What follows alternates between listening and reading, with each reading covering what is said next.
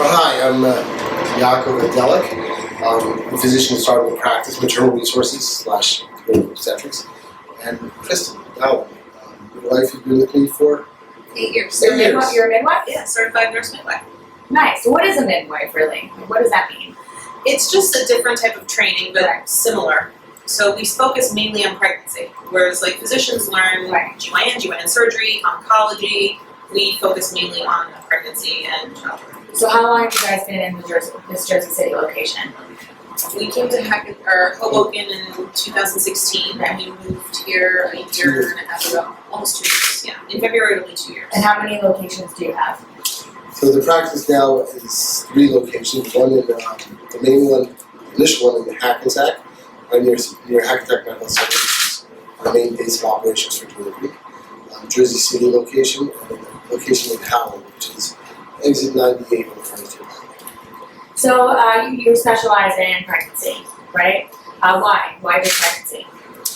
So I did my residency in OBGYN. I always knew that I was going to be an obstetrician because the rest of the hospital progresses sick people. Right. And OB is just a very uplifting field. Right. So after I finished my residency in OBGYN, I did a fellowship in maternal fetal medicine, which is high-risk obstetrics. But I always knew also that I was not going to be a consultant, that I was going to be A to Z, kind of take patients through the whole process. From conception all the way to.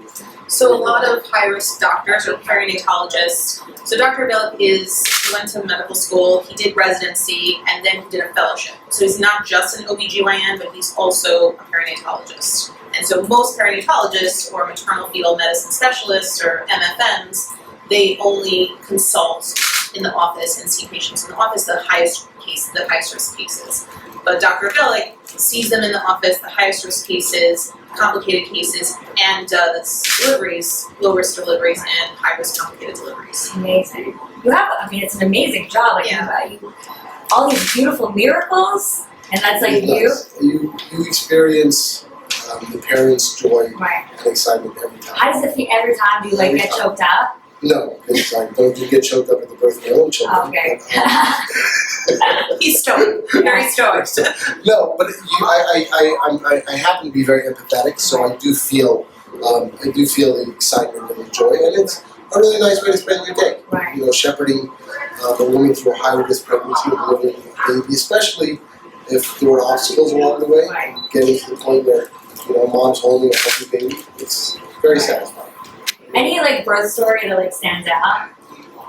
They're all very unique. It's like a painting. I always say birth is like a Monet painting. It's like you couldn't really say that one is different than the other. So, because this came up recently, I bumped into her in the mall.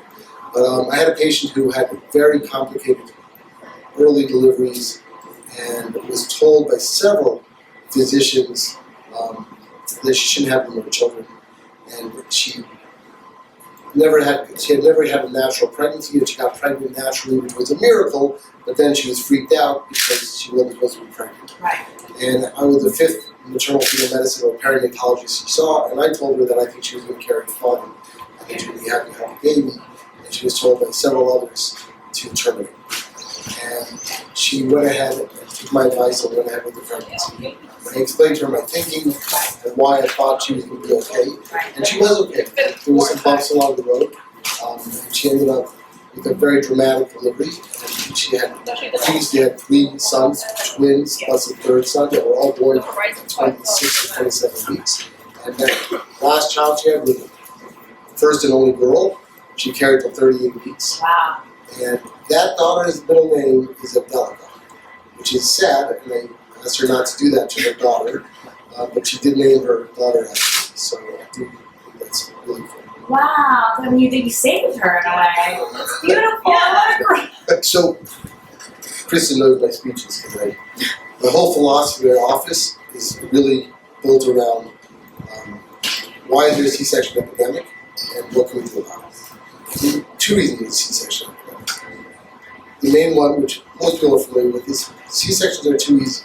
They're too easy for physicians, they're too easy for patients, they're too easy to be veered into, and when you do a C-section, it takes 45 minutes to deliver a baby.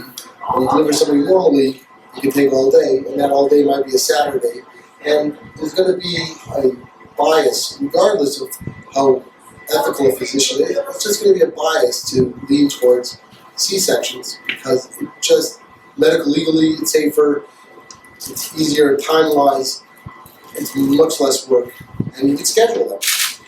So that's one major problem with why there's too many C-sections. And the other problem is that babies are just too big. So go back 100 and 200 years, the average size baby was probably 6 pounds. And I don't know, can Google it, but since this is before Google, those numbers are not on the internet. But I'm sure if you go back to the English, England in the 1700, babies were probably on average 5.5 or 6 pounds. And there were no 9-pound babies, because the 9-pound baby generally meant the mother didn't even make it through delivery. What's happened over a generation is that we've all gotten healthier. Women are taller, they're healthier, they can handle more, so are men, but babies have evolved faster than their mothers, which means that babies are bigger now than they've ever been, so big that they don't fit. And that's partially because also we live a very sedentary lifestyle. If somebody has a job, it means she sits at a desk and types. It doesn't mean she's going out to the field and working. It's not milking cows and scrubbing. Everything. And she's like, oh, I'm eating for 2, so let me eat this whole pizza. We have less exercise, and we have a lot more food, a lot more processed food and sugars. And in the old days, there was no sugar. Cake was like a big deal that you got at a during a festival. It wasn't like sitting under a piece of glass on the kitchen counter. So we're eating more sugars, and we're having bigger babies, and they don't always fit. And part of the philosophy of this practice is do not trust nature to allow you to have a normal delivery, because nature will not lead you down the right path. To end up with a 9-pound baby overdue that doesn't come out. Let's watch the size of the baby. Let's be very mindful of how we eat. And if the baby's getting too big, specifically for that mother, because every mother is different size, you can't just paint everybody with one brush.